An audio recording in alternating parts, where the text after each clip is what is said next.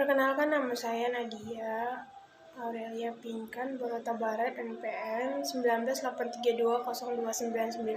Saya akan menjelaskan tentang perkembangan pasar modal di Indonesia.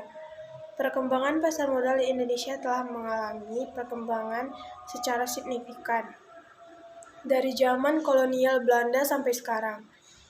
Hal ini dapat dilihat meningkatnya intensitas jual beli saham di pasar modal, serta dapat juga terlihat dari jumlah emiten yang menerbitkan saham di Bursa Efek Indonesia.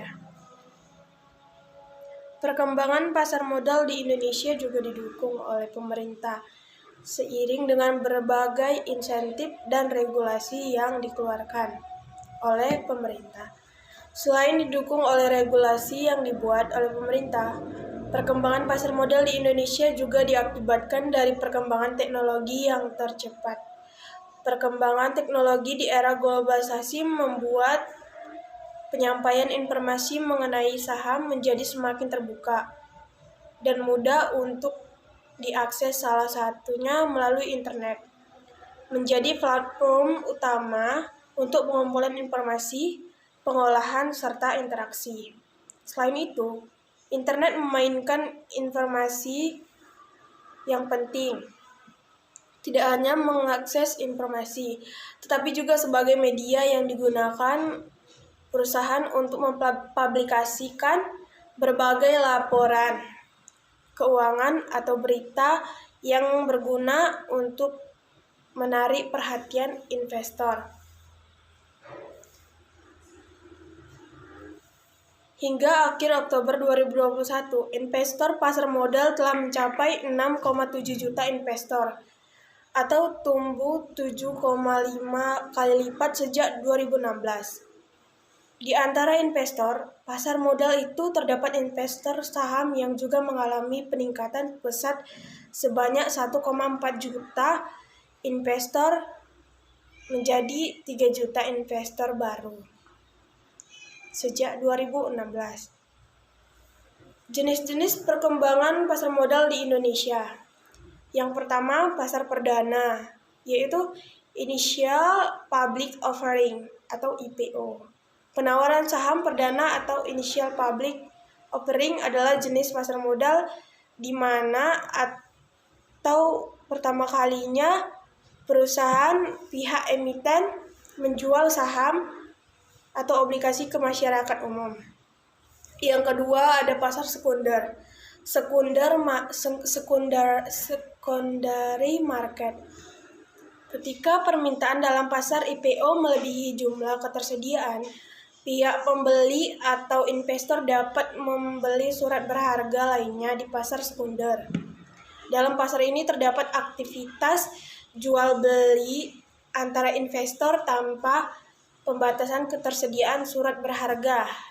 Jadi bisa bebas dan membelinya.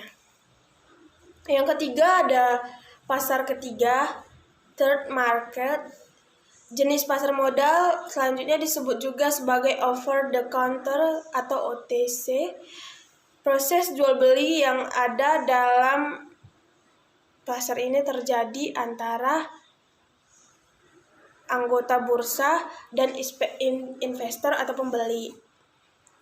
Di dalam transaksinya, anggota bursa akan bersaing satu sama lain untuk menjual surat berharga dengan harga terbaik. Yang keempat, pasar keempat, fourth market. Dalam jenis pasar modal keempat ini, kegiatan jual belinya dilakukan oleh investor jual dengan investor beli dan tidak menggunakan perantara efek. Di dalam ini, pasar keempat ini hanya bisa dijalankan oleh para investor besar untuk menghemat biaya transaksi jual beli antara investor. Manfaat aktivitas perkembangan pasar modal di Indonesia. Yang pertama, pasar modal sebagai wadah pengalokasikan dana. Investor jika ingin melakukan investasi pada beberapa perusahaan bisa dengan membeli efek-efek yang baru ditawarkan atau yang diperdagangkan di pasar modal. Sebaliknya, Pihak perusahaan bisa mendapatkan dana yang dibutuhkan dengan menawarkan instrumen keuangan panjang melalui pasar modal. Yang kedua, pasar modal menjadi alternatif investasi. Banyak alternatif investasi yang ditawarkan dan beberapa risiko tertentu. Keuangan dan risiko yang didapatkan tergantung dari jenis instrumen pasar modal. Yang ketiga, investor bisa memilih perusahaan dalam pasar modal. Seorang investor juga bisa memilih perusahaan yang akan dimilikinya. Investor bisa memilih mana perusahaan yang sehat dan memiliki prospek baik sehingga memungkinkan investor mendapatkan keuntungan dari pasar modal ini. Selain itu, bagi perusahaan yang memiliki banyak pemilik secara luas bisa mendorong perkembangan perusahaan menjadi lebih transparan. Yang keempat, pelaksanaan manajemen perusahaan secara profesional. Adanya ikut serta dari masyarakat dalam kepemilikan perusahaan bisa mendorong perusahaan untuk menerapkan manajemen yang lebih profesional.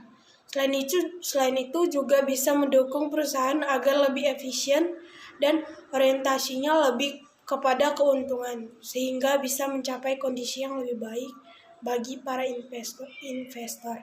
Yang kelima, meningkatkan aktivitas ekonomi nasional.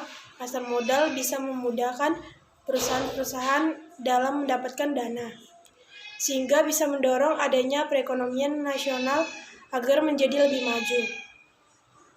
Tidak hanya itu, kedepannya bisa menciptakan banyak kesempatan kerja bagi masyarakat dan meningkatkan pendapatan pajak bagi pemerintah. Baik, segitu. Hanya ini yang bisa saya sampaikan. Terima kasih.